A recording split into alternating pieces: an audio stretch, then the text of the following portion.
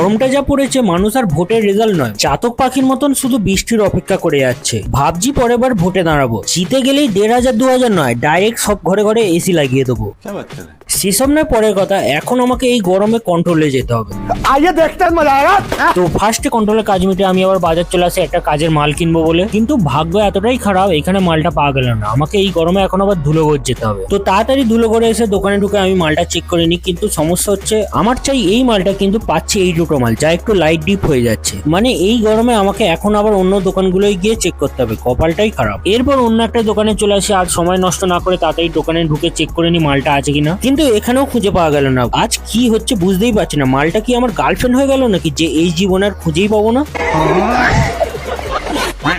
আজকে তো কপালটাই খারাপ ভাই, চল বাড়ি চল। কিন্তু এত সহজে তো হার মানা যাবে না, অন্তত লাস্ট একটা ট্রাই করাই যায়। তাই তাড়াতাড়ি চলে আসে অন্য একটা দোকানে, কিন্তু এখানেও মালটা পাওয়া গেল না। কপাল তো আগে থেকেই খারাপ ছিল, এই মালটাকে নিয়ে বেরিয়েছি যেন আরো খারাপ হয়ে গেছে।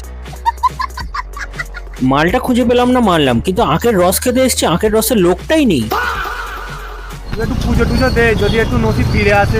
কাল করতে ফার্স্টে কথাটা এতটা সিরিয়াসলি নিইনি, কিন্তু চুল কাটতে এসে দেখি সেলুনওয়ালা দাদাই নেই।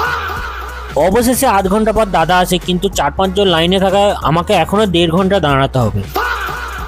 তবে একদিকে ভালো হয়েছে, ওয়েট করতে করতে এসির ঠান্ডা হাওয়াটা খাওয়া যাচ্ছে। যাই হোক ফাইনালি আমার টাইমও চলে আসে। তো চলো আমি চুল কাটতে থাকি, আর তোমরা ভিডিওটা ভালো লাগলে একটা লাইক করে দিও। চলো টাটা।